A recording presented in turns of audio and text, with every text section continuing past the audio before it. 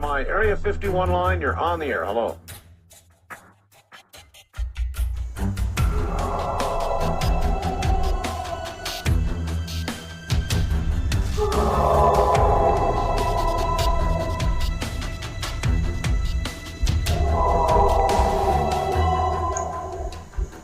Welcome to the Blondes and Booze Paranormal Podcast, where what you've known as reality will be shattered by the truth. Krista and Brandy will lift the veil from your eyes, revealing what has either been hidden or denied you for eons.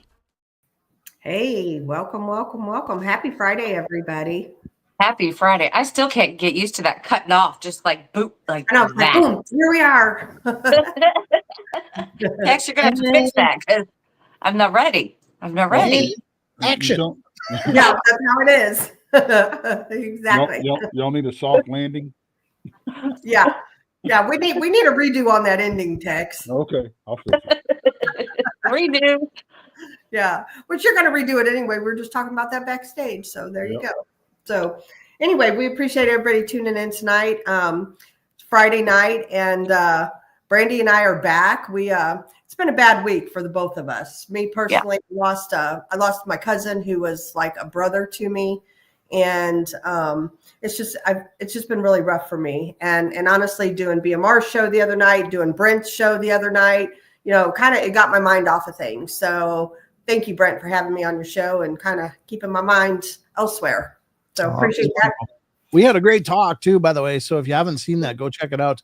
It was amazing. A great opportunity to dive into Krista's experiences, ideas, thoughts, and the chat was asking her questions. It was wonderful.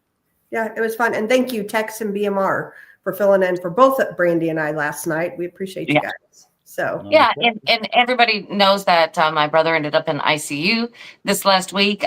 Today he got out of ICU. So hey, baby steps. We're good.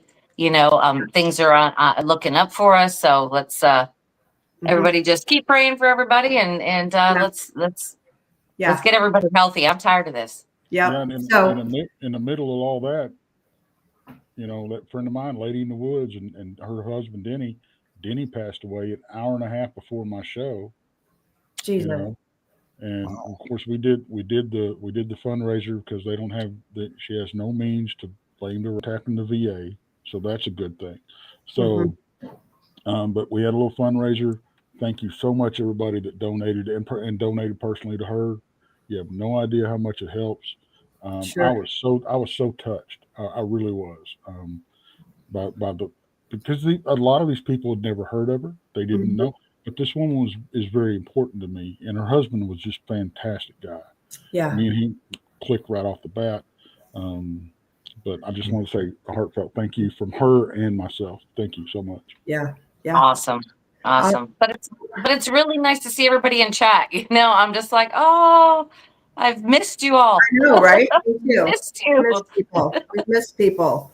So anyway, but thank you all for being here. And, thank you to all the people who've reached out to during this week for us, because it's been a difficult week. And we're here, we're back, and it's a new day, and we're moving forward. So anyway, tonight we have Brent, because I didn't know for sure if we'd have Brandy. So I was like, hey, Brent, you want to come on? And then Tex, he knows he's always welcome to come on.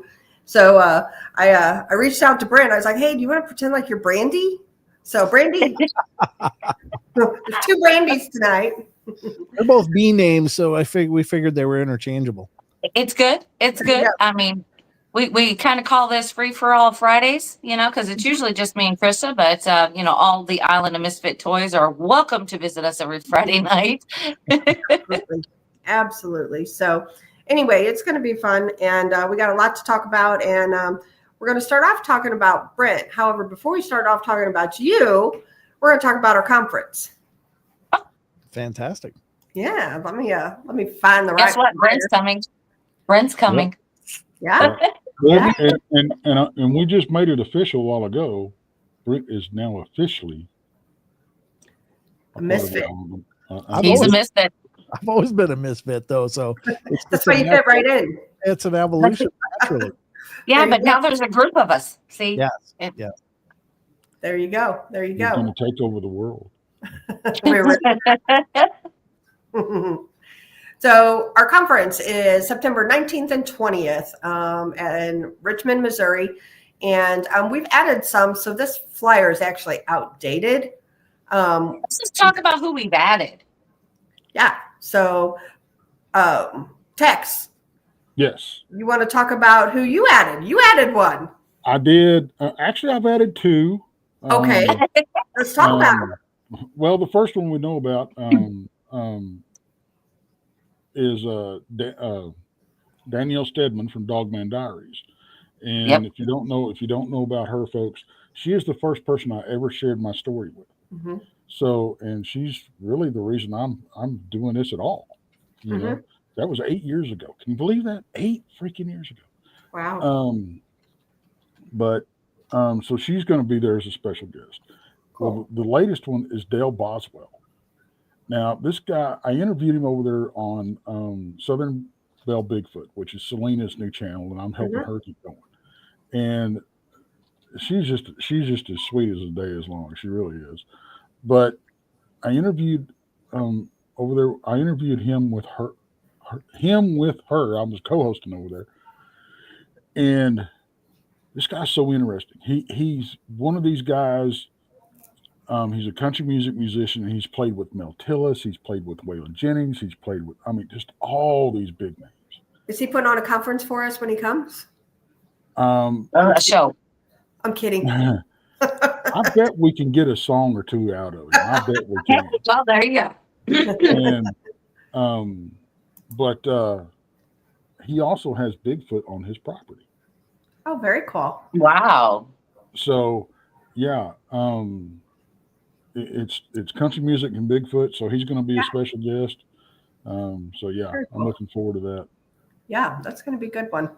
And then we also added Mr. Martin Groves, who Brandy and I, we adore him. He's been a friend for a while, and we've been fortunate to be out and Land Between the Lakes numerous times with him, and went to conferences with him. And he's just a great guy. And so his encounter with both Bigfoot and Dogman is pretty amazing. So yeah, we got Martin Groves is coming, so that'll be cool.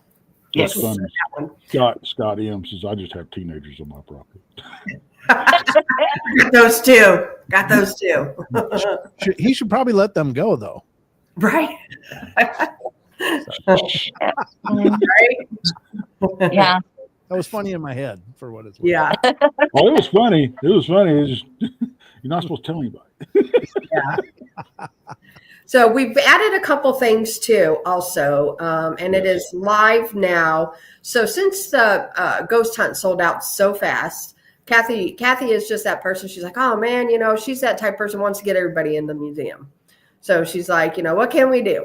So we have opened up. There's 2 different time slots. If you missed the ghost hunt and want to see the museum and get a ghost tour, and it'd be during the day on that Saturday. I think one's at 10 o'clock and one's at like 2 o'clock. Sign up. It's $10 a person.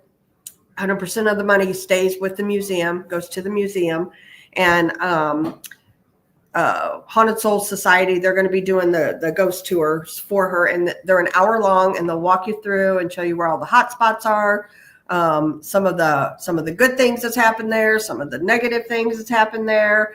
So you'll just get a pretty good tour, honestly. So we added that. $10, right? Yep. And like I said, 100% of the money stays with the museum. So we're, none of us are making any of that. So yes, Mickey, you can make a donation to the museum. Absolutely, you can. Yes. And that's what this conference is all about. Mm-hmm. Really. Yep. Mm-hmm.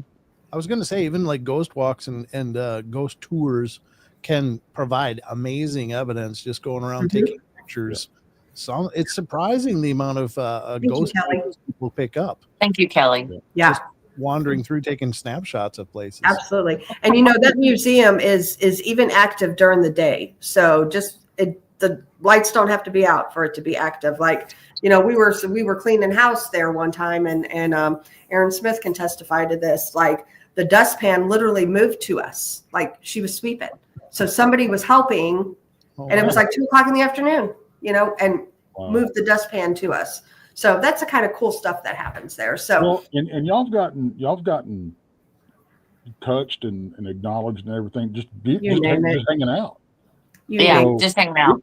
It's very possible you go on one of these ghost tours, you get whatever, so it's and how they're going to do it is each tour is a maximum of 15 people, and then she's going to put 5 on each floor, and then you guys will rotate, and there'll be people on each floor for a certain amount of minutes, however, I think 20 minutes each floor, and they'll take you through each floor, and you'll just rotate, so you'll get all 3 floors, and get to see where all the hot spots are. So, and it won't be a whole bunch of people with you, it's just the 5 people, and the museum is a bit, it's 14,000 square feet. So you're good. See, and Mickey G says she saw a ghost during the day back in October when she was there. Yeah. Yes, she did. She sure did. Yeah. There you go. She sure did. Werewolf wants to know when they're open normally. So the Ray County Museum, she's actually closed right now. She closes from December, right before Christmas to the first part of April. They do deep dive cleaning and that kind of stuff every year. And then, but then once they're open again come April, they're open from Wednesday to Saturday from noon to 4 p.m. Fantastic. So, yeah. Also, we added, if anybody, we are footing the bill for this conference, and so it's adding up a little bit. So we do have sponsorships. If anybody is able or willing or wants to, throw a few bucks towards the conference, there's different packages, and it tells you on there what you get too for each one. So, we can always use it, and it's always appreciated. So anyway, so we added that on as well. So yeah. And then Brent, you are driving 22 hours to our conference.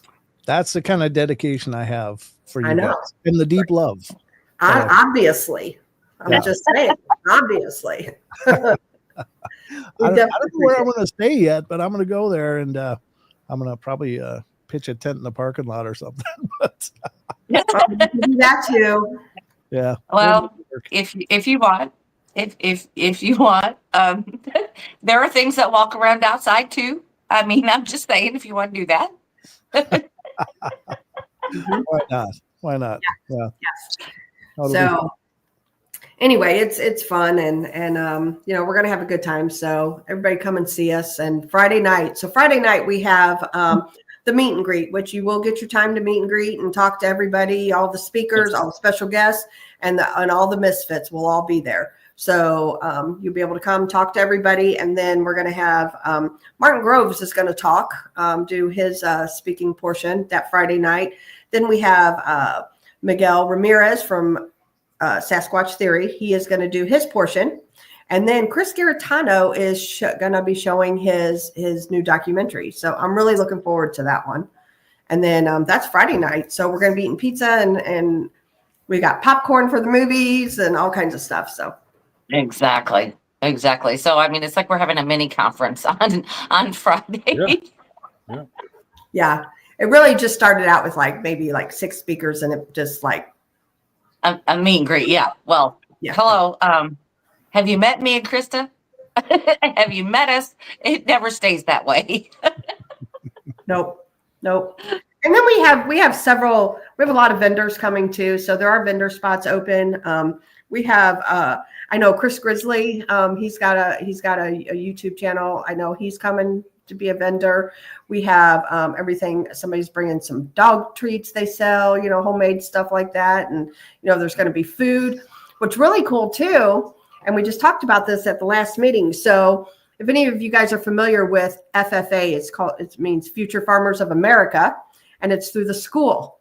And so the FFA is actually going to be selling burgers and hot dogs and that kind of stuff there. And then that money is all for scholarships for these high school kids. So that's also a good cause that we're doing for this. And it's really cool too, because they reached out to us about it. They had heard about the conference and thought, well, that's just another added thing we're doing for that community. And that is awesome. I love it. I love it.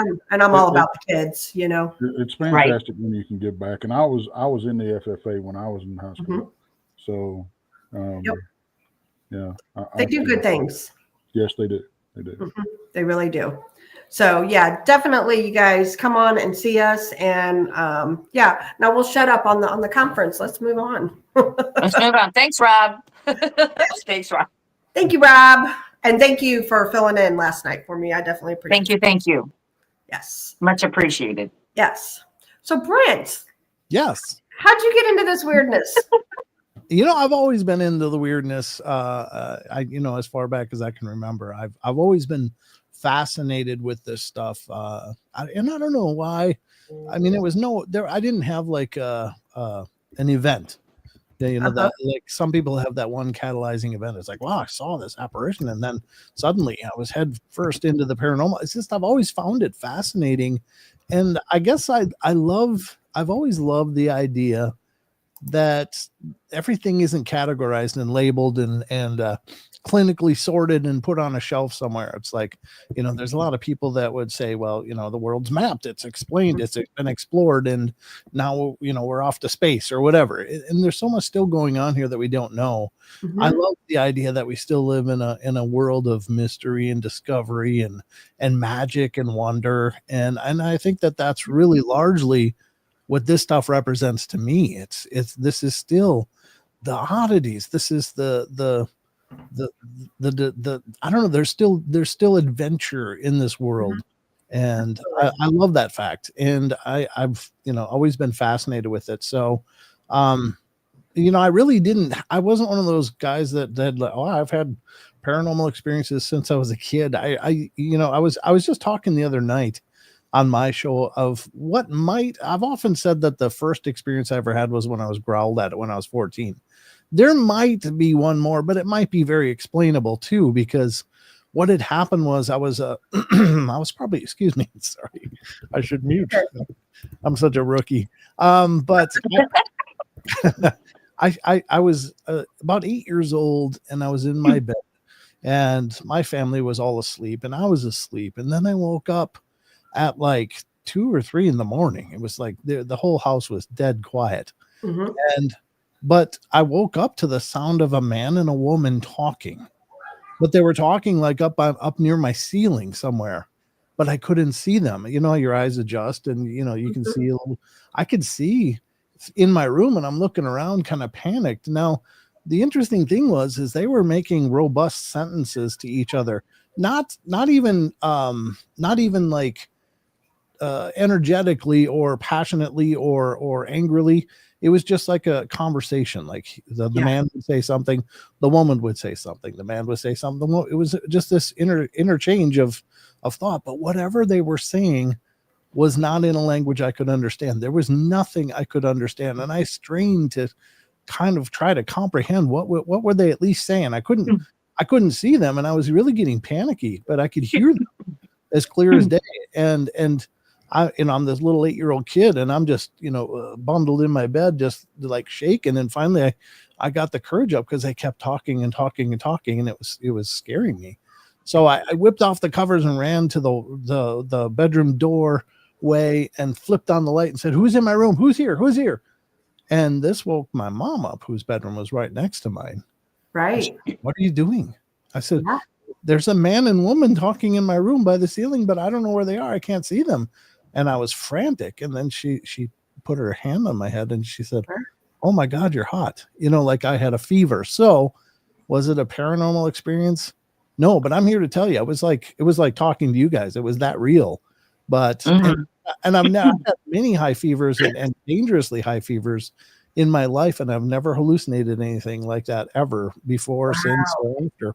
So was it paranormal? Maybe, but I wouldn't dismiss it.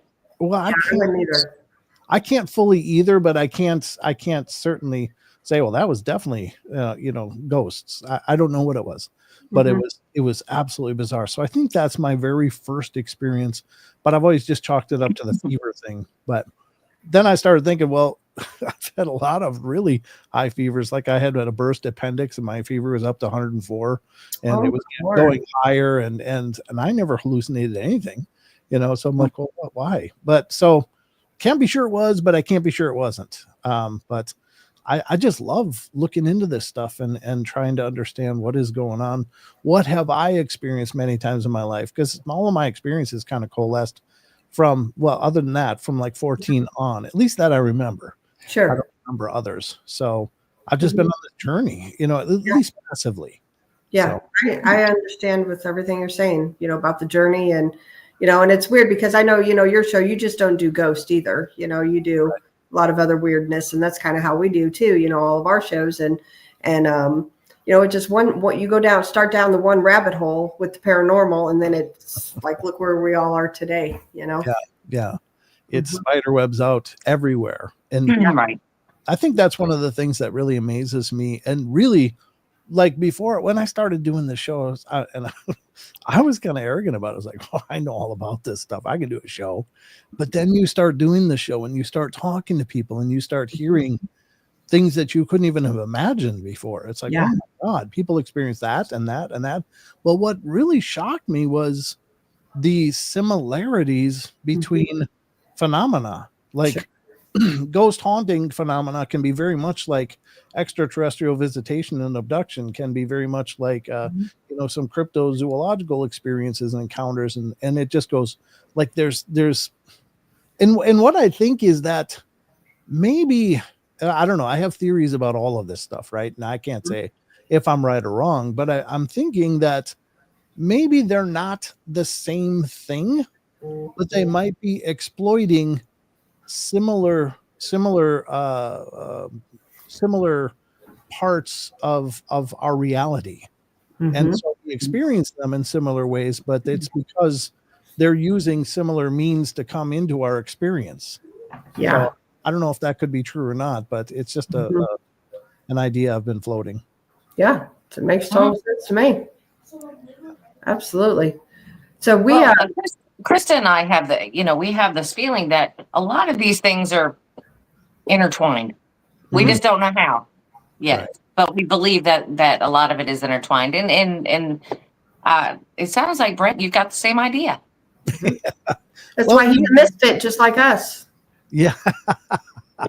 That's a great take too, because and quite honestly, a lot of times when we're looking at phenomena, whether we're experiencing it or hearing about it, we do tend to say, well, that's a cryptid encounter. Well, that's a UFO encounter. Well, that's a ghost spirit encounter. But we really don't know which it is or which it isn't, and that's the tough part. We just have these little canisters that we throw in things into just to try to create understanding. But do we know? No. Great. No, we don't. We don't. Somebody, and we totally forgot. Man, Brandy, we are so slacking. Hooking Good Creations by Tina C said, "Happy Valentine's Day, everyone." We totally forgot. Happy Valentine's I'm wearing Day. red. I didn't forget. I'm wearing red. Well, I've got maroon, but yeah. Anyway, happy Valentine's Day to everybody. So thank you for the reminder. Happy Valentine's Day. Happy Valentine's Day. Your turn, Tex. Hi. Give us some love, Tex. You went full Elvis on it. I love it. Yeah, that's funny. That's too funny. So anyway, I have some pictures I figured we could talk about because I know, you're into the paranormal. So a friend of mine, one of the paranormal teams that I was on for the longest, Paranormal Task Force. And I'm going to say it now. All these pictures are from Paranormal Task Force. So let me get that out there. However, a fellow investigator named Tom Halstead, he passed away. Today is his 12th anniversary of death date. And so he was only 37 years old and died of an aneurysm. However, the man was absolutely incredible with pictures. And when you see some of these, I want your takes on them. And some of these, like, had I not known him and known his character, I'd be like, there's no way. There is no way on this. So I want to get you guys' takes on these and see what you all think. Are you ready? Absolutely. Okay, well, I'm going to show Tom first. So this was Tom. This is the guy that took all of the pictures that I am going to show you. So, all right. So the first one we're going to start with is this one here. So this is what actually got him in 2003. He was changing a hot water heater in his mom's basement. And he was that guy that would like I said, he would get this urge and then he would just start taking pictures. So if you guys can look on the right side, do you see the man? Oh yeah. Absolutely. Yeah, the tie and the white shirt The exposed suit, there. Yeah. Suit Can you coat. see that, Brandy? Yep, I see it. Yeah. enough. So Yeah. that is actually a great capture. And so that's what actually started him into the paranormal. So kind of cool. And Brandy, actually, that picture you have, I think I rate right up there with that picture because yours is just as clear as that one. Yeah, that's one, and that's a good one. That's a really good one. We'll show So- that at a different date. Yes, for sure. So these next pictures I'm going to show you guys was taken off a video, and it's at a place called Tri-County Truck Stop. And oh my God, I can't even begin to tell you how many times I've been there. Brandy, I'm sure you've been there too. Tons of Okay. times. And let me tell you about just the feeling and the vibration, the frequency of this place. It is not happy. No. It's got a deeper, darker take to it. And I don't know why. It was many things through the years and none of it was bad. Well, You know? it was actually the whole time that it was there. It was the very first truck stop on the old Route 66. Yeah. So like I said, I mean, it was not a dark place like we would think, like a prison or something like that. Mhm. I just think some things have taken residence up in there, Yep, and it definitely has places to hide in there. Well, absolutely. Route 66 has got a Dark bad history. anyway. Yeah. Yeah. So the actually Elvis Presley has eaten there. Marilyn Monroe has eaten there. So I mean, there was a lot of the oldies that not together, but it's there's 3 floors of it, and the upper floor they had like bedrooms up there, and I know a lot of prostitution type things went on up there because it was a truck stop, and we all know what happens at truck stops, and so there was beds up there and the whole 9 yards.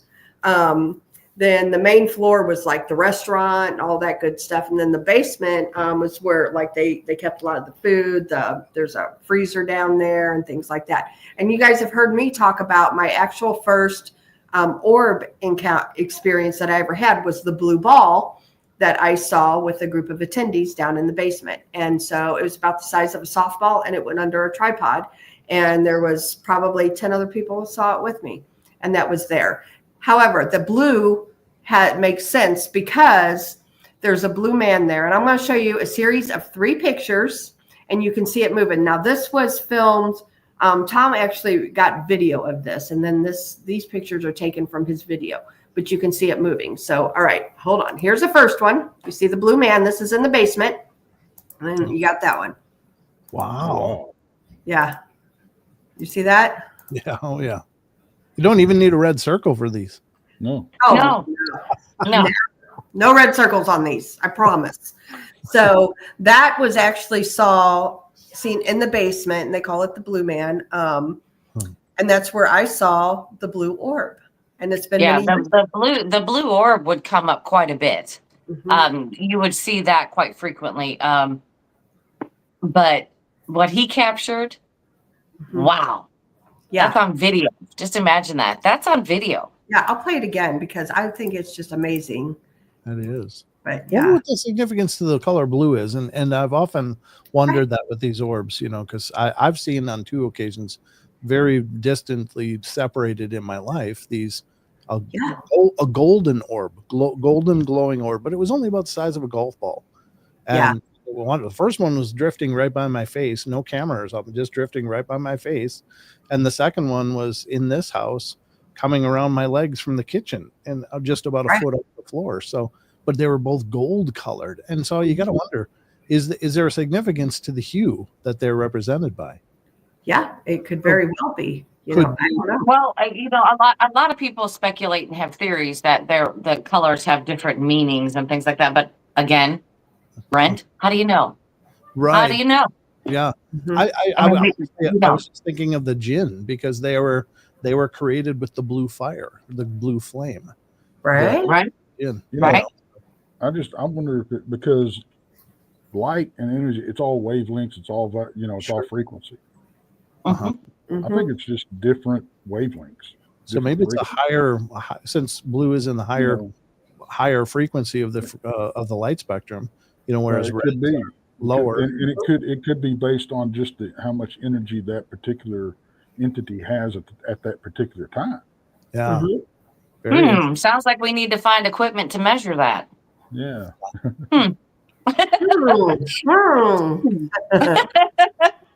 Got us thinking, and when I saw that blue orb in that basement, and this was after, I had already seen this video. I knew about this video because this video was taken back in like 2006, 2007, somewhere in there. So, I had known about it, but then when we all seen that, so I was the type of person, I was just strictly ghost. I wasn't into Bigfoot. I wasn't into UFO. I believed in it, but I wasn't into it like I am now. Sure. And never had even heard of a dog man at that time.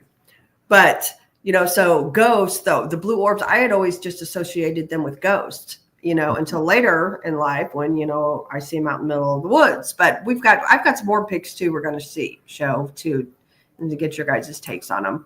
So anyway, I think that's a really cool picture, the blue man. Absolutely. It's like the holy grail of research right there. Mm-hmm. Like, wow. Yep. Yeah. And so, like, once again, Tom was known for his pictures. And now I'm going to show a picture of the truck stop bathroom. And this picture, the TV show, do you remember the old TV show Fact or Faked when Ben Hansen was on it? Okay, yeah. So Fact or Fake came to Tri-County Truck Stop and did their own investigation. And it was because of this picture, and they proved it to be fact with their own investigation. So here's the picture. You see that? Oh, yeah. The mass, the cloudy mass, yeah. Yeah. And just with the lights on, and that was the men's bathroom back in the day. And kind of weird, isn't it? It is. Yeah. It's kind of weird to see all the urinals and everything on the wall, because last time I was in there's nothing on the wall. Nothing in the walls, I know, right? That's been a while. Been a while. I can see a mist coming out of the stall if I was in there, but that's beside the point. And so a lot of people had said, so one of the things that Fact or Fake did say, do you see on top of the urinals, that is a thing for like the Air smell freshener. good stuff, air fresheners? Yeah. Yes. So that it was empty. Oh, okay. So there's nothing in there, like there was nothing in there coming out of there, to capture a mist, to, think that that's what it was. So once again, Fact or Fake came and they proved the haunting of Tri-County Truck Stop to be fact. So yeah, the only thing that I could suggest, and this is just spitballing ideas, is obviously there's a flash used on that shot, and you can see that reflected in the tile. Sure. Yep. So is it possible that the diffusion of the flash could be creating that hot spot and wash out the color? It's possible. Sure. I'm not saying it's not legitimate, but that's certainly absolutely. Yeah, absolutely. Yeah, it's something to ponder. You got to think these were taken back in 2006, 2007, long time ago. Right. So so the next ones I'm going to show you are really pretty incredible. This is at a private location, and it was a private residence. And the one I'm going to show you, there was no fire.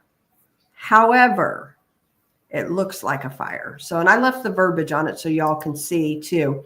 But do you see that steps? Oh, yeah. So this is infamous paranormal capture in 2006 at a private location in St. Louis, Missouri. Same place as, and we'll get to the next glowing picture.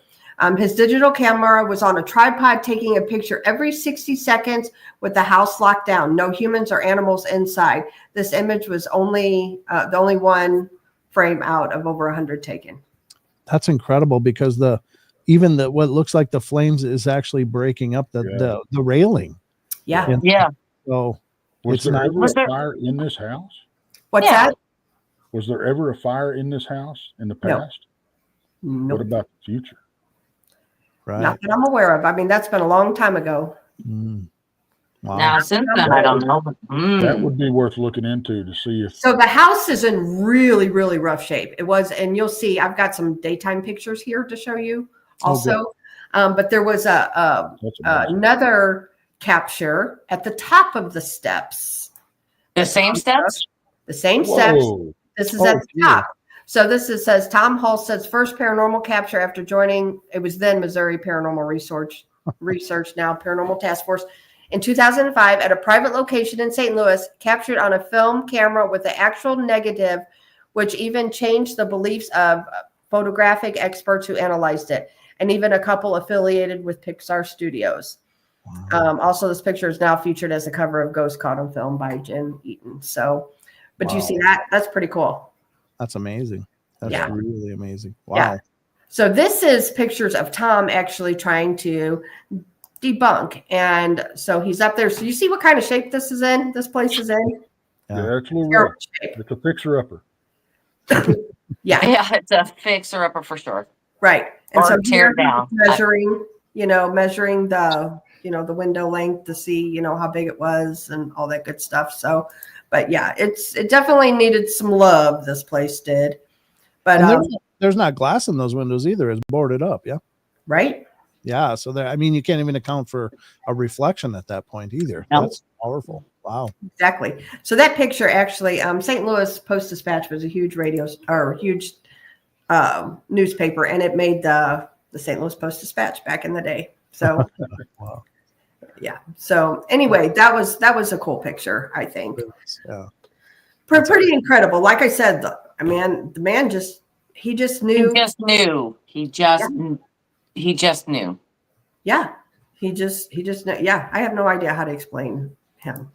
But knowing him, his stuff is he's legit. He was not a hoaxer at all, and you hear me and Brandy talk about all the time, your reputation is everything doing this. Mm-hmm. And he's where we got all that from, Well, and you can see the equipment he was working with.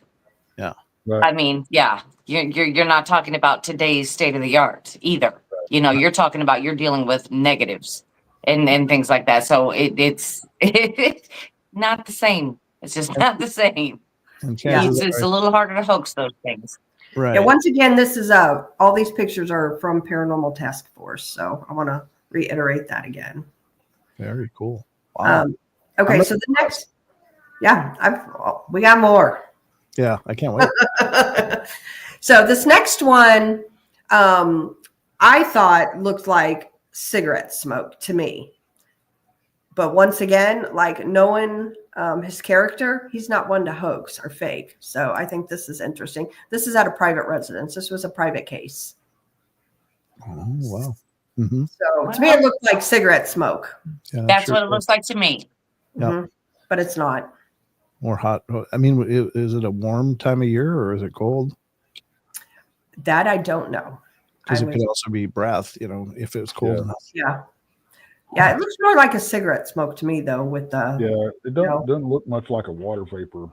Yeah, but they said there was nobody there smoking and nothing, So, and like I said, I just... Well, there is a wreath hanging off the balcony, so it kind of leads me to believe it's around Christmas. Yep, I would agree. Yep, Mm-hmm. for sure. For sure. So anyway, kind of a cool picture. Mm-hmm. This next one. So Tom won an award for this picture. And I'm going to show this one to you. We've showed this many times on here. It's Waverly Hills Sanitarium. Do you see the lady? Yes. I've seen that one. Okay. So this is who they believe it is. The nurse. Yep. So there's that one. And then so Tom, this is the negative. Oh, wow. I've never seen the negative of this before. That's crazy. Like I said, he just had this knack, man. Put your camera up, take a picture. Tell me that's not incredible. Oh, that's amazing. That one's always fascinated me. Yeah. I didn't know the backstory or who this person was that took the image, but my God. Yep.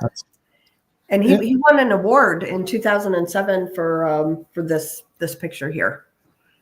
It's like, there's many different. I really believe that when you're researching, you're part of the circuit of this.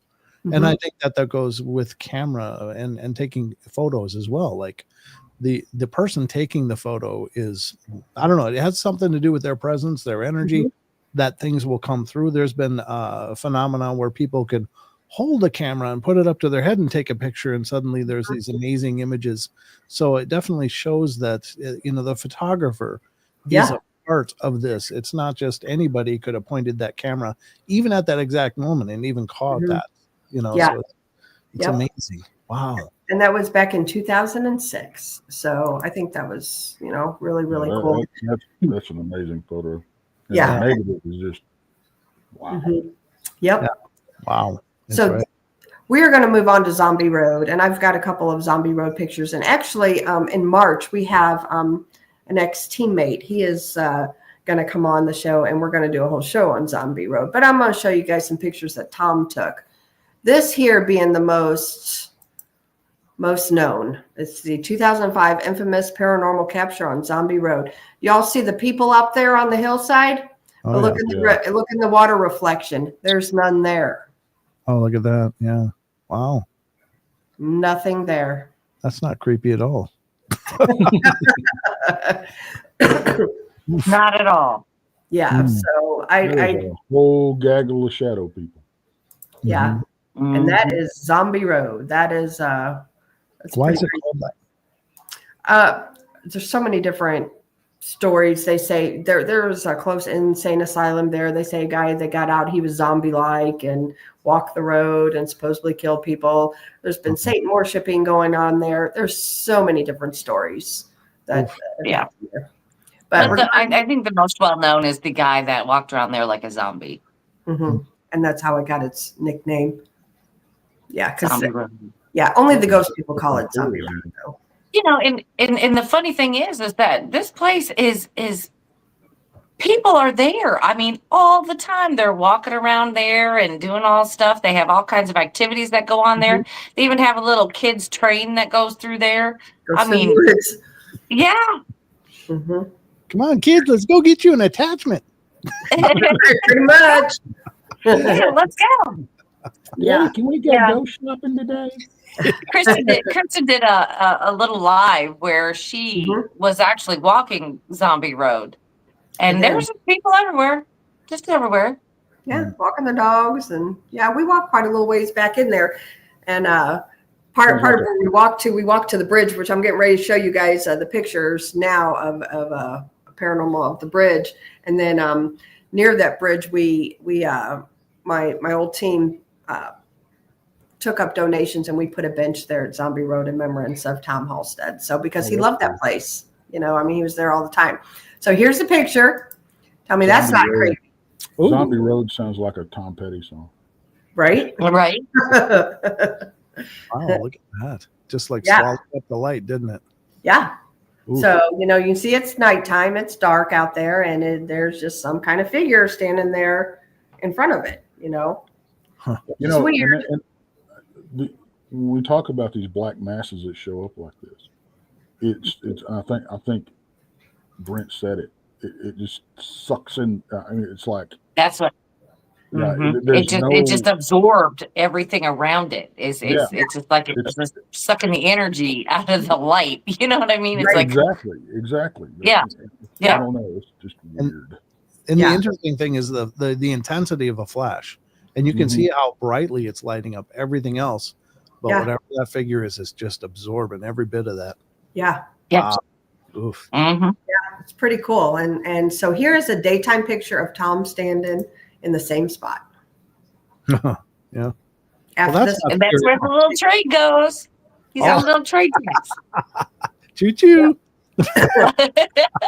Actually, that one does not. That one is closed now to the train. Good. That's probably good. Because during the live, I actually walked to it and crossed the bridge there, so Brandy could. Because you were on. We need to get that open back up. I want to take a spooky train ride. Do it around I'll be like Halloween. this in the car. Yeah. Just everybody has cameras and they're just pointing them different ways. And Exactly. yeah, that'd be cool. Let's do it at nighttime. Get that train going at nighttime. I'm game. Yeah. That's what too. Barbara says. Barbara says in chat, is the figure or portal? I'm sorry. What'd she say? She says figure or portal. Good question. I mean, it's It does. I mean, it resembles a figure, but that doesn't mean it is. right. Yeah. Absolutely. That's a good question. Good point, Barbara. Absolutely. So that's all the kind of paranormal pictures I have, just because this is his death day. And and it's been 12 years ago. I just wanted to kind of give him a shout out. And this was the bench and stuff that we did for him. We put that out there, and this is right by the bridge. Nice. Says in memory of Tom Halstead, never forever loved, never forgotten. And then we hung up a wreath there. So that is actually along what's called the Merrimack River, which there are, oh my gosh, I can't begin to tell you how many Bigfoot and Dogman sightings in that area. Yeah. So anyway, the wreath is there. And then here's the bench that we put in down there, and we decorated it, and we went and did a little memorial down there for him. And then there was all of us that day that we walked down there, and there's me and my coveralls. So yeah. It was cold. It was super cold that day. So, but yeah, it was quite a day.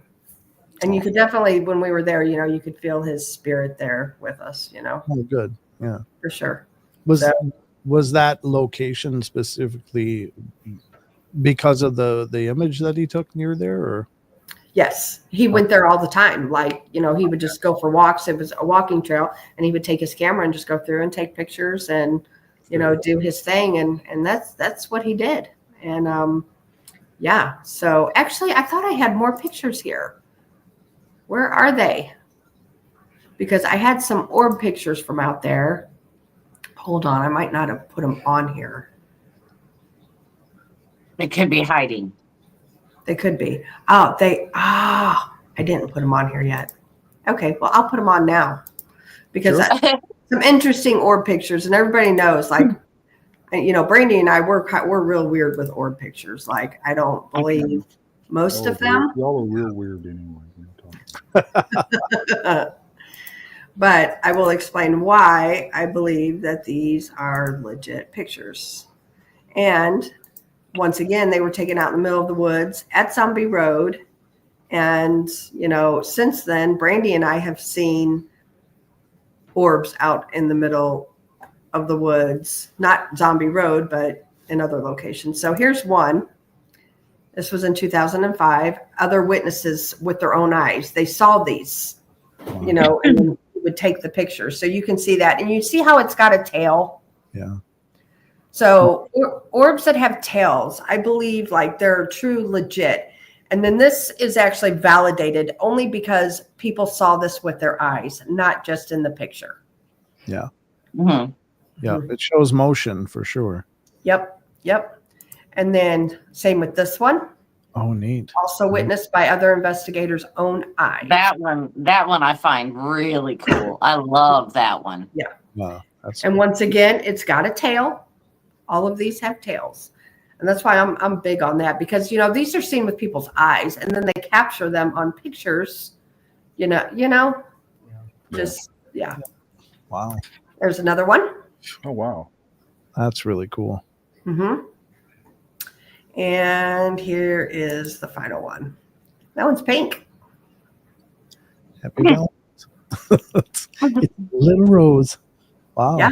Well, I mean, the neat part about that is each one of those, there's nothing, like, a lot of times you'll see orbs like that in photos, and it's like there's maybe a mile marker or something that's alongside there that's got a real reflective quality and creates those lens flares.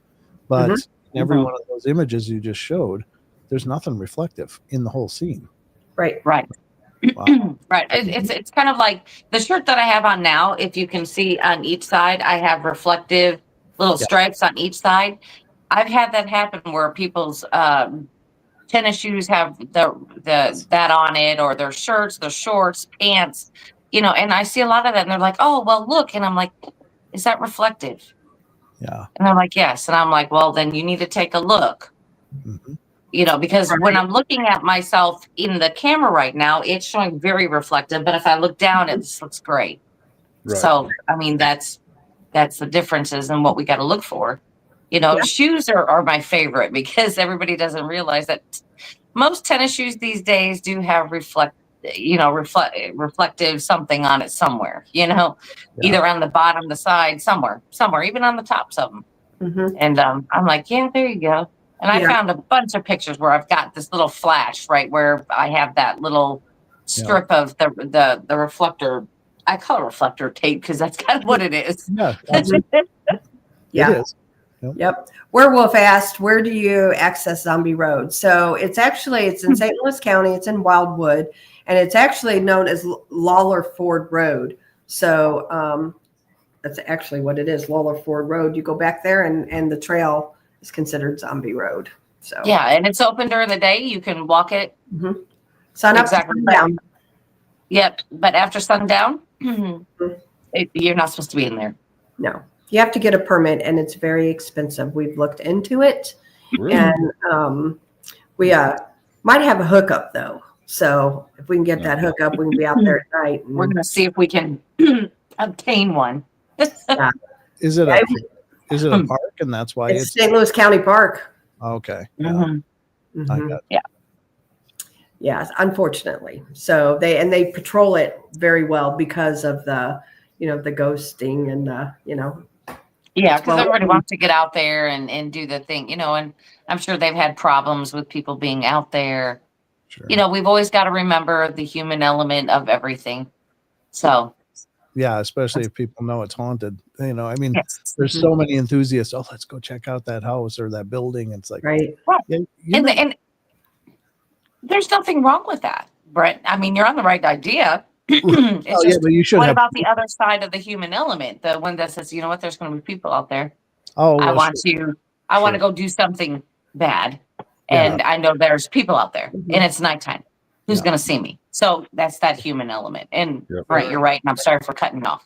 No, that's all right. I was just thinking of there's so many people that are just head over heels, gung ho to go ghost investigating in places where they don't even have permission to be, and it's like, oh, Right. don't make it hard for the rest of us. Yeah. Get permission, do it the right way. Yeah. Well, and you got the whole urban exploration thing going too. That's really popular.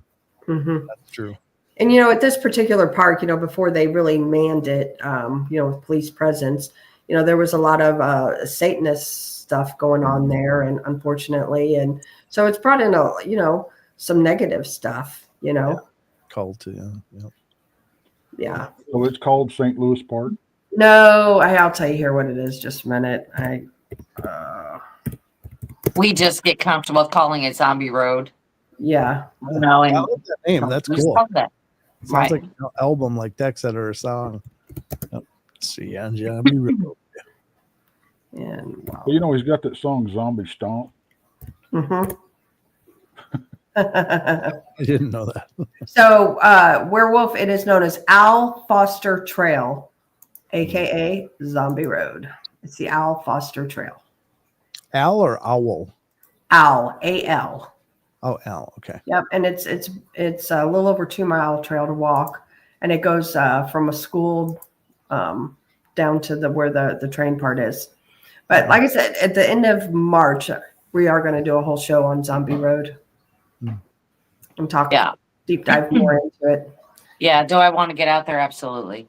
Absolutely. But I'm going to do it the right way, Absolutely, yeah. Brandy and I looked into it, and I don't remember. It's like $200 an hour.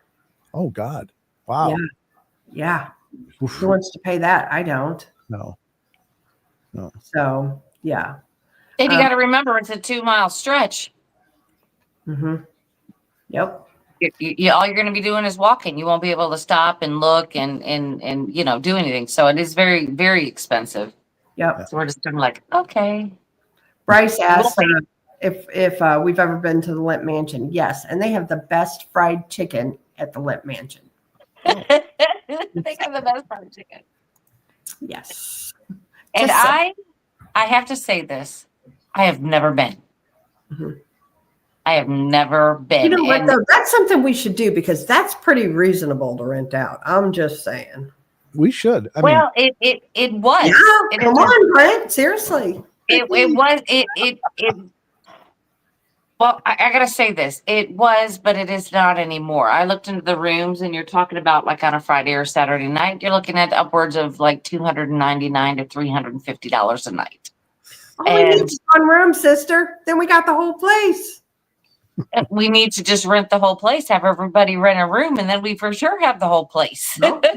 Well, here's Bryce. No checkout time. It says he stayed in the Lavender Suite twice, super haunted, especially the third floor. And that's a lot of history in itself right there. Right. Right. Yeah. Of course, we might get in trouble too, Chris, if we had like 8 people in one room. Party. Well, Yeah. Sounds like an after conference party. There you go. The Lit Mansion's not that big to have a big party, just saying. Not like that anyway. But yeah, and that's got a lot of history. And actually, Frankie, that is coming to our conference and speaking, he did a whole film documentary on the Lit Mansion. So maybe down the road here, we'll have him come on and we'll do a show on the Lit Mansion. Ooh. Yeah. And maybe me and Brandy can just like be there live from the Lit Mansion. exactly. Maybe. Yeah. Yeah. Sure. Yeah. We can hang out there in the room and just open the door. There you go. If you want to visit, I'll be. Yeah. Yeah. Well, I mean, Krista was talking about the picture that I had taken, that we find just fascinating. I mean, it's a 1 in a million catch. And that was in a hotel. That was Eureka Springs. That was in Eureka Springs at the Crescent Hotel. Yeah. And there were we people could do- everywhere except where I was. I made sure I took this picture where there were no people. Well, and But there were still anybody, people. They weren't alive, but there were still people. so, and the thing too about Brandy's picture is there's a woman in the picture with period clothing on. I guarantee you, even if there was people there, there's nobody walking around with period clothing on. Just saying. No, absolutely not. Absolutely not. I mean, because it has two. What makes it unique is there are 2 different manifestations within this one picture. We've got one full-bodied color apparition of a lady in period clothing where you can actually almost see her pearls around her neck. Oh, wow. And her hair is in an updo parted down the middle. I mean, you can see all of this. And then the other one is more of the ghostly looking type that we normally talk about. It's misty, it's white. You could see that it's wearing a helmet or a hat of some sort, possible glasses. I mean, you can see it. 2 different styles, 2 different types of manifestations, one picture. Yeah. So I had showed that picture to quite a few people. In the one woman, I took that we were looking at in the picture. I took it downstairs and I'm showing it to them. And she says, "Hey, you need to go look at this picture." And they have like kind of an office type setup. And Right. there's a picture over there, black and white. And there's a woman in that picture that looks exactly like her. Oh, Yeah. Well, I'll try to actually before next week's next Friday night show. We'll actually show that real quick, Brandy, so everybody can see what we're talking about. So then I was going from one hotel down to the Basin. The Basin is another haunted hotel within Eureka Springs. I was going down there, and then our taxi driver was like, "Hey, have you seen stuff?" And I told him, and I said, "I got this picture," and I showed him, and he's saying that the hat looks like one of the old timey fire helmets that they used to wear, during that time frame. And I was like, really? So, I mean, we got different things. So, I mean, it's strange. It's very strange, but What do you think the time frame was?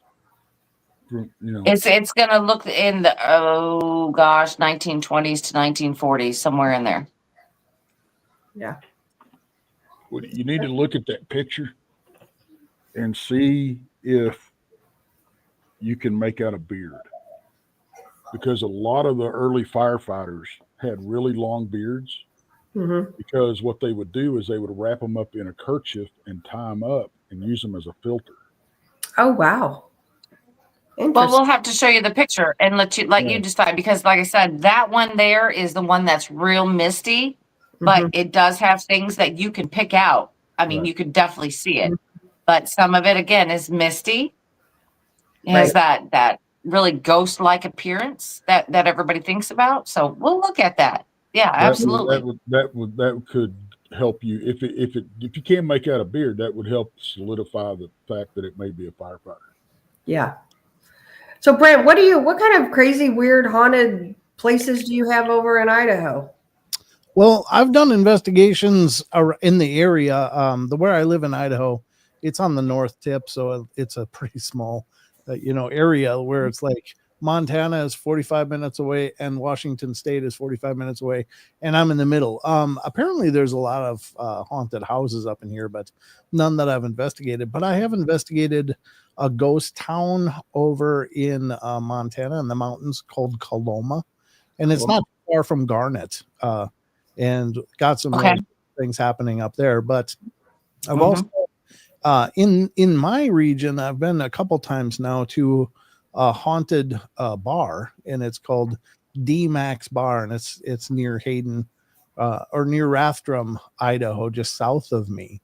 And the first 2 times I was there, it was really not a lot going on. But the last time I was there, which is just a month or 2 ago, 2 months ago, I guess. Before Christmas, and it was just popping. There was just, but I'll tell you, the interesting thing was there was some activity going on, but nothing that could really nail down absolutely was intelligent or anything. But the minute I started live streaming, it popped off, and we were absolutely fascinated by that because we were wondering if something about the bandwidth that it was using to live stream was somehow energizing the activity, because it went from like a 3-4 up to a 9. I mean, not things moving, but strange sounds, ice cold drafts coming through suddenly. My equipment was going off like crazy. EMF, proximity detectors, intelligent responses. And then an app on a phone called Ghost Talker started popping off too, with some really relevant responses, all in concert, and it was amazing. Now the interesting thing was once we decided to end it, Charles said, "I wonder if it'll quit after this." And sure enough, once we ended the live stream, it kind of flatlined again. There was nothing. So I don't know what it was, and it might be significant to that location, or there might be something to it that's the whole Wi-Fi might really energize the phenomenon at a location like that. But that, or they wanted to be live, right? Or they wanted to show off, right? Yeah, which was phenomenal. And that live stream is on my YouTube channel under the investigations tab, and that's D-Max Bar and Grill. And I've investigated the Davenport Hotel, which is over in Spokane. Nice. God, is that beautiful. And we got I heard it was. I did a video of that, and it was all pre-recorded, but I did a video of that's on our playlist. But we got some incredible responses, and potentially from Charles Davenport himself, or Louis Davenport, rather. Sorry, the builder and creator of the Davenport Hotel. And then I've investigated the Montvale Hotel in Spokane, Washington, and St. Ignatius over in Washington State. Oh yeah, I've seen a lot on that one. Me too, but the interesting thing was we investigated St. Ignatius for 2 nights, and then stayed at a haunted Airbnb for 2 nights. Now, when we were there at St. Ignatius was a couple of years ago, and I did live stream part of the walkthrough and stuff, but it was just, the activity was really flatlined in that whole place, just nothing really going on. But it was still really great to be there, and I hope to go back. But the Airbnb was absolutely incredible. Wow. I'm absolutely convinced there's a portal or some kind of energy vortex in the kitchen area of that place, where it didn't matter if my REM pod was in this one position, it would not stop. But if I moved it over to the other side of this island, it didn't make a bleep. And then I had the pyramid proximity detector, and it was constantly screaming for this one side that it was on to my left as I'm looking at it. And I was like, well, I turned it on and off, tried to reset it, figured maybe something's wrong with it. But then when I turned it around, the other side would light up, only that side. So it was still detecting something in that area. So I took the yes/no detector from there and put it in the middle of the living room floor, where it was fine. It wasn't going off wildly. Aimed my camera at it and started asking questions, and started getting intelligent responses. Yes, no's. Now, Charles, my co-investigator, grabbed his structured light camera and came out with that, and he mapped a stick figure interacting with that detector as it was going off. So it was like, wow, this is like several modalities, coalescing to show Mhm. that something amazing was going on. So, yeah, I mean, I love investigating. I'd love to do a lot more, but I'm, I don't know many people in this area, and I've never really put the word out, hey, I want to come and investigate your house, but I try to get out every chance I get. That's awesome. Very cool. Well, and you are going to be there hunting the Ray County Museum with us, correct? You are going to stick around for that? Absolutely. Awesome. You're Awesome. not going to be able to get me out of there. That's the problem. So we'll do it. I'm going to bring all my gear with me as I'm driving so I can pack everything in, and hopefully we'll have a good time. Oh, we will. Just saying. I know. Yeah, exactly. And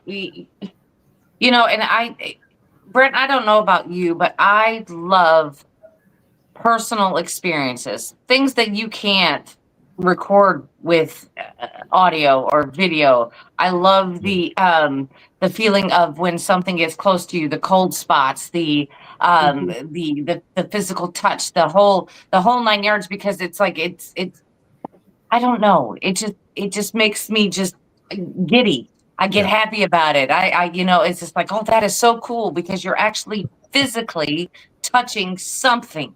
Right. Whatever that is, I don't know, but it's something that wasn't there before. And it is absolutely amazing. It's absolutely amazing. I used to investigate right here in the studio, and I kind of quit doing that because I don't know. I was, first of all, I was freaking out several of my viewers with my live streams. They're like, this is too creepy, I can't watch it. And so my view counts would go down significantly. There were some people that absolutely loved it, and some people like comfortable with it. But then I don't know. I just kind of started thinking, I'm not trying to promote things to be in my house, So I kind of opted out of that. And then let's not open that can of worms. Yeah, good call. Yeah.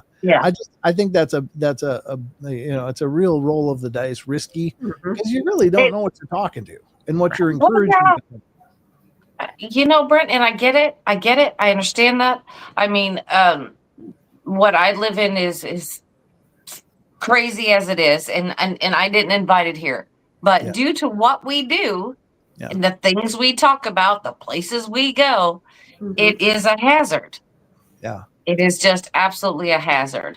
And it's just one of those things you've got to deal with. And sometimes, like myself, I think one of them could be a family member. Oh, sure. So, I mean, and as much as, and the weird thing is as much as we'd like to say, oh, that's my grandma, or, that's my great uncle. No, I believe this is my nephew. And the reason why I believe it is my nephew is because there's too many things that he used to do when he was alive that is happening now that he is gone. You know what I mean? Yeah. And he died really young and very tragic. And I'm thinking that this is just where he is. This is just what he does. Because just the things that happen are things that he would do when he was alive. Nothing bad, it's just kind of like he just liked to nitpick and do stuff. Like my daughter, for instance, let's just talk about my daughter for a second. She would be laying down on the couch or whatever, watching TV. He'd come sit on her. Just sit on her. You know what I mean? And she'd like, oh, no, stop it. Da, da, da. Well, she had told me one night that she was in her room and she was laying there watching TV. And guess what? Something sat on her. Oh. And I'm thinking that sounds about right. Thank you, Keith. And I'm like, that sounds about right. And just other things like the flicking on of lights in the garage and the curtains moving and all the stuff that happens in my house. It's all stuff that he probably would have done or did do while he was alive. Sure. So, but any other time, I'd be very wary of what you are talking to. Yeah, absolutely. Yeah. And I'm not saying that I didn't have, I got great evidence doing it. It was fantastic. Yeah, absolutely. Sounds like it. But I just thought, well, I really don't know what I'm like. The first time that I really got good evidence, I use this portal build, and it's basically a word database connected to a noise gate, connected to a reverb, connected to a speaker. It's built on the Huff design, basically. And I just turned it on, and it was live on stream, and I'm like, Now, the database is only fractions of words. There's not even supposed to be complete words, although there's a few in there that I've caught over the years of using it. But for generally speaking, it's just like pieces of words. And I turned it on and I said, is anyone here that wants to talk to me? And a voice came through just like this. Yeah, I do.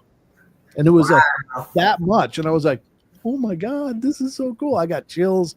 The cat balls were going off, flashlights popping on and off. And it was like, wow, this is so amazing. And honestly, I got in many regards, I got more evidence sitting here in my own home than I have at like St. Ignatius, where I got almost. So. Yeah, I never recommend people doing like in their own home. Yeah. I mean, we come in as investigators and do it and we leave, but we're there to help you and either, make agreements with it, try to get rid of it, whatever. Right. Even the same thing like Brandy, I know, she runs a lot of EVP sessions. So she'll take them home and listen, and they say that's opening it up, like to bring things into her own home just by listening to something she might have got at the museum, Right. I'm taking that risk. Absolutely. Right. Absolutely. 100%.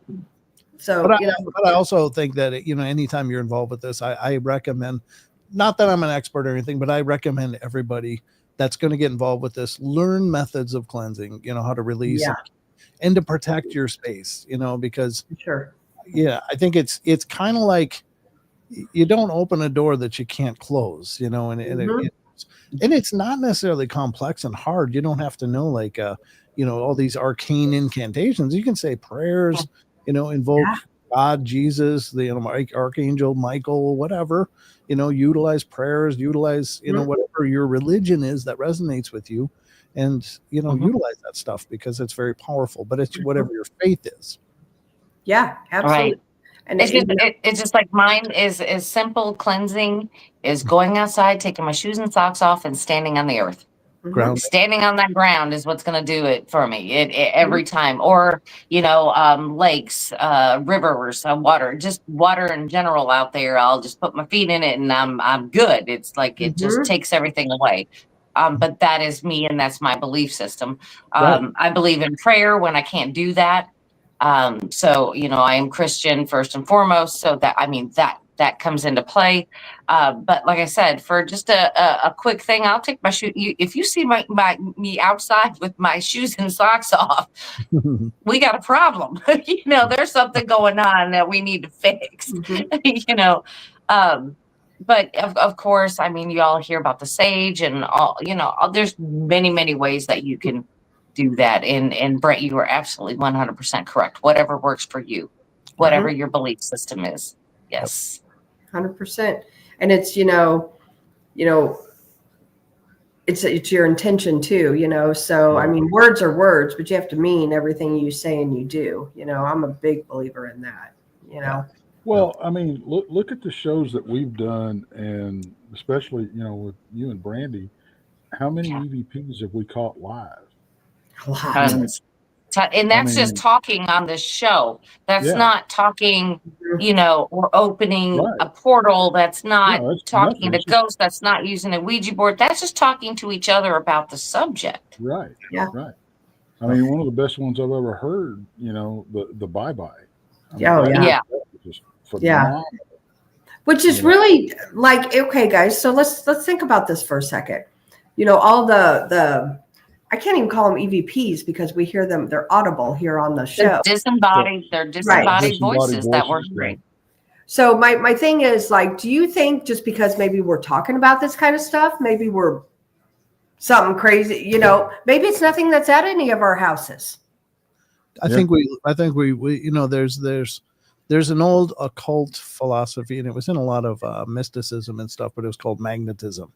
And you kind of hear an echoed version of that in The Secret, the newer, system, The Secret, how to bring success and good things.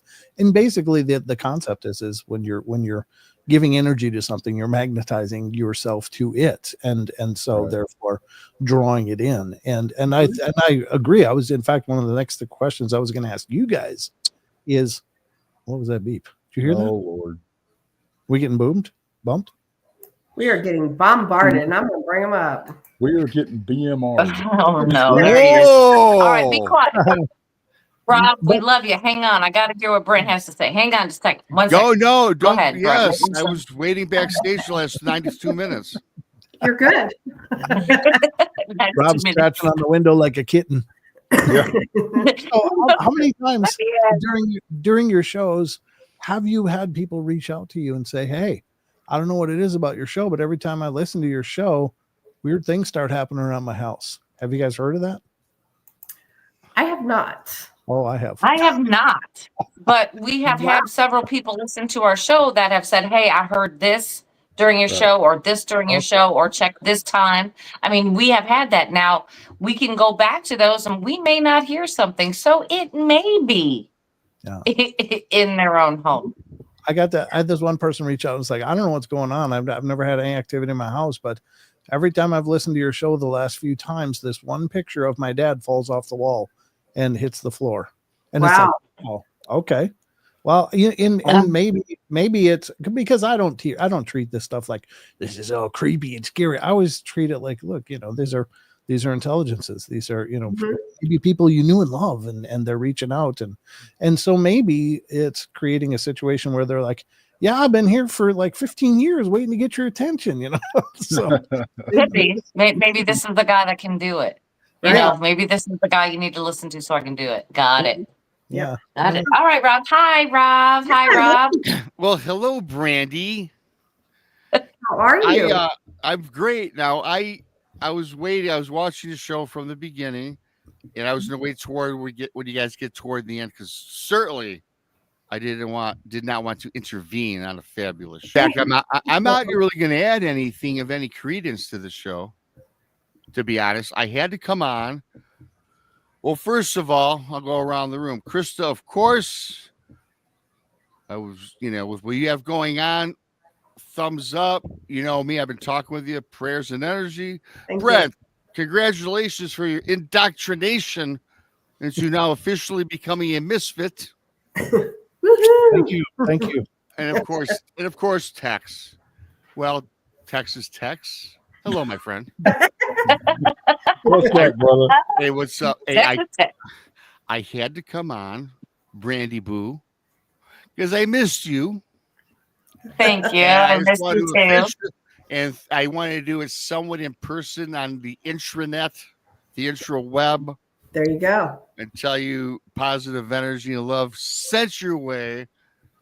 And Thank I just had to say that because I certainly haven't seen you, it seems like, for ages. I know, right? And I just want to see your smiling little Swiss Miss face. Mm-hmm.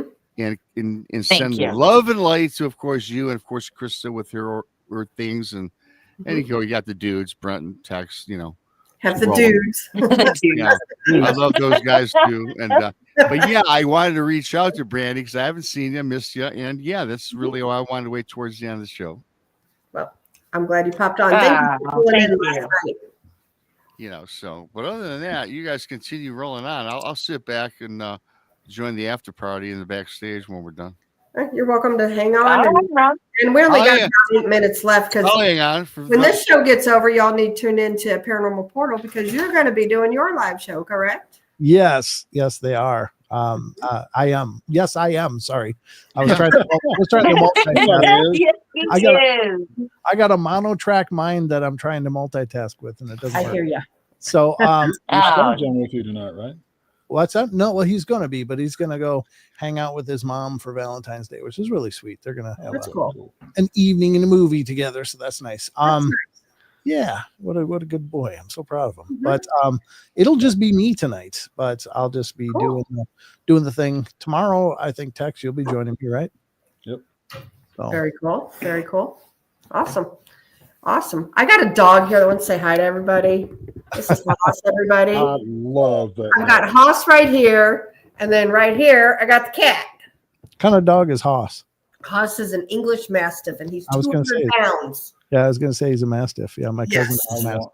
want that. Oh, he's something else. He's a lover, for sure.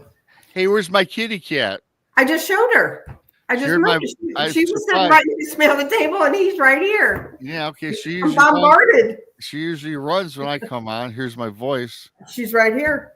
All She right. is right here. So yeah, they're funny. They got to make their appearances too. And here he is sitting over here talking to me now. I don't know if you can hear him. I did. Yeah, he moaned. Oh. Yeah, he's looking at me like, "Hey." Yeah, I'll but be, Rob, your cat is right there. Right yeah, here. that's what I heard. Yep. I Yep. heard the meow. He's right here. And her and the dog love each other. Oh, that's sweet. So the cat doesn't like the other two dogs, but for some reason she loves this big 200-pound dog, and they are buddies. They are good buddies. That's sweet. That's awesome. Yeah. I will be co-hosting on Southern Belle Bigfoot tomorrow night at 7:00. Awesome. So, Tex, where are you not? Where are you not? I know I'm all over the place, right? Well, I'll be on Paranormal Paul tomorrow at 7:00. Mm-hmm. Awesome. Brandy, And you I'll want to come on the portal? Hey. Brandy? What time tomorrow night? No, well, no. I meant like maybe this coming Wednesday. Does that work for you? Tomorrow. Well, not let me this check Wednesday. with you after the show, and we'll work something out. Okay. All right. Very good. That'd be great. Yep, because Brandy has a lot of she goes to a lot of crazy places. I said that on the other night on the show, on your show, Brent. Yeah. And yeah, she got a lot she can talk about in a lot of these places. See, I asked her Yeah. publicly because then she can't say no. Can't say no, Yeah, right. right? Yeah. You know, that's great, Brett, because you know you're coming on next Thursday with me and Tex. Just forewarning you. Or am I? No, I'm just kidding. So as you can all see, we have the love, and we all just make appearances on everybody else's Yeah. shows. I've actually got Josh coming on Monday. Cool. You got him coming on with the porch? There we go. There you go. Let's do it. Let's do it. Yep, that is We're great. gonna have a good time. Good time. Mm-hmm. Looking forward to it. It's always a good show, you know. And our island of misfits is growing, and it's growing for the positive. So Yes. absolutely. And you know, we support. You know, there's a lot of channels out there that we do. We all support. You know, Sir Brian Bowden's in chat too. He's one that we support. And, Yep. you know, and as is Paranormal Roundtable. You know, I mean, Mhm. they've helped us out a Yeah. lot, and you know, so. I can't even begin to start naming them all because there's just so many of them out there that are great channels, you know. And my thing is too, you know, like I watch everybody's shows, but I can't be in everybody's live, you know. Right. Right. So I at least go back and I try to at least watch their show and give them a view, you know. Yeah. Well, the Yeah. the replays of Fast is a great tool to use when you can't get Mhm. around, right? Absolutely. Yeah. That's Yep, right. this It is- was like Wednesday night. I couldn't be on the Paranormal Show and Tell show, which is our Wednesday night show here on Blondes and Booze, and I couldn't be there. And I was driving, and Tex and everybody was on, and I'm asking questions in the chat while I'm driving. And I'm like, maybe that's not a good idea, you know. Yeah. No. Probably not. I can't watch my own show, and yeah, because I had questions. You know, I had questions. Well, you and I talked on the phone too because you were driving back from Cape, and that's the night I had talked to you on the phone. Yeah. Mhm. While you were Yeah, driving. and then I was watching the show on the way or listening to the show on the way home, and like, wait, I got questions. Stop, wait. Yep, exactly. So, real quick, I want to yes, for sure. I want to give shout outs to Kelly Sanford, Wow. BMR. Thank you very much. Cool dude. Yeah. Thank you, Bob. Room 1675. Appreciate that. So, Thank you, call it an end to tonight's show because Brent has to get moving on to his own show, and you know it's only just 2 minutes early before it's all good. It's all right. Yeah. It's fine. It's all a relative, you know, it's a range of times I can go live. yeah, Yeah. there you go. I'm not wasting time for my own show when I have no excuse. So There you go. And once again, BMR and Tex, thank you both for filling in last night for Brandy and I. We definitely Oh, yeah. appreciate it. Anytime. Anytime there's a great show with Mr. Dwarf, I was sad I missed that, honestly, because I really, really like him. he's a cool guy. We're just gonna have to have him on again where we can talk to him. Yeah. That's And me and BMR have known him for several years. Mhm. You know, he In fact, I probably met him and BMR about the same time when I was co-hosting on another show. Yeah, I think so. Yeah. That was a while ago, man. Yeah. Yeah, it was, wasn't it? Yeah. Because I started my channel. I was looking at the other day at 2017. Wow. When I started my channel, or got on, my home. When you made your handle. Yeah. Yeah, because it's funny because mine says 2018. I didn't start my show till like 2020, I think 2019. Yeah. But anyway, yeah, it's something else. I mean, and I have met so many just awesome Great freaking people. folks. Absolutely. We have to. We next Thursday, I want to remind everybody we're doing. We have Shane Corson from the Olympic Project coming on next Thursday. very cool. On Blondes and Booze. He's and then great. Yes, He's got the Bigfoot nests. He does. discovered. Yeah. Yep. And then the following Thursday, we have Miguel Ramirez from Sasquatch Theory. So, yep, we got Bigfoot's in our future. Yeah, Bigfoot. I do want to put this out there. Let's see, today's the 14th. So next weekend, I'm going to need some subs because I'll be out in the field. Yeah, we got you. And do you prefer Tubbies or Subway? What? Never mind, sex. You haven't I never even heard of a Tubbies. Tubby's submarine sandwich, Detroit. Yeah, I never heard of that either. Okay, I thought Rob was Tubby's, putting himself down there for a second. I'm like, what? Tubby's is from Detroit. It's I was thinking like Jimmy John's or Subway. yeah. Oh, Jimmy John. Jimmy John's is okay. Oh, what about Hey. Blimpies? Well, Blimpie. hey, listen, this is a Saturday night. We talk Saturday night. We talk food. I'm gonna mark that Oh, down. okay, all right. Yeah. Right. Not on Fridays. Oh, Not by on the Fridays. way, by the way, Brent, Saturday night after your show, when you're done with text, pop on over if you like. Like, hopefully, Brandy will be over, pending what she's got going on. Of course, Chris and Monica will be there. So. I'll be there. Yeah, We got, Monica will be there. I should be there. I should be there. We got some hellacious, bizarre news for that show, by the way. Cool. Looking forward to it. Yeah. There's a lot of Yep. bizarre news. Yes, So just right. All one quick right. reminder again, 30 minutes, I believe, is when you're going live, Brent, correct? Well, Yep. roughly.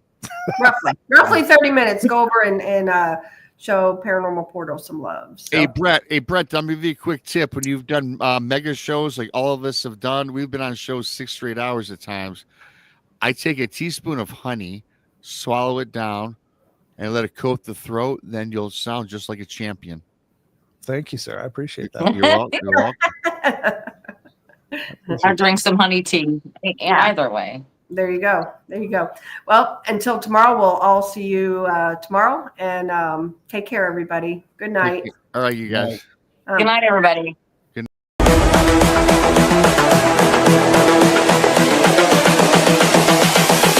This is the future.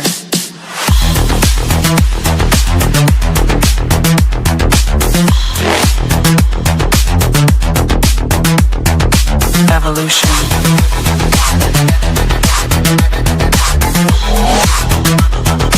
This is the future.